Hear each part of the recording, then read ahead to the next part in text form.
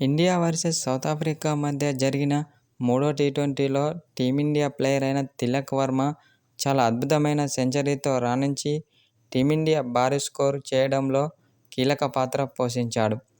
56 బంతుల్లో 107 పరుగులు చేశాడు. అందులో 8 ఫోర్లు, 7 సిక్స్లు ఉన్నాయి. ఒక విధంగా చెప్పాలంటే సౌత్ ఆఫ్రికా బౌలర్లకు ముచ్చెమటలు పట్టించిన తిలక్ వర్మ. అయితే అనంతరం అతనిపై కీలక వ్యాఖ్యలు చేసిన సౌత్ ఆఫ్రికా కెప్టెన్ మార్కరమ్. అతన్ని చూస్తేనే మా బౌలర్లు వణికిపోతున్నారని సౌత్ ఆఫ్రికా కెప్టెన్ ఓ సోషల్ మీడియా ద్వారా తెలిపాడు.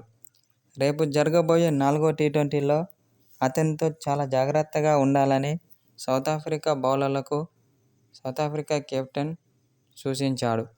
ఎందుకంటే అతను ఒక డేంజరస్ బ్యాట్స్మన్ అని, అతడు క్రీజులో నిలదొక్కితే మాత్రం సిక్సర్ల వర్షం కురిపిస్తాడని మార్కరమ్ తెలిపాడు.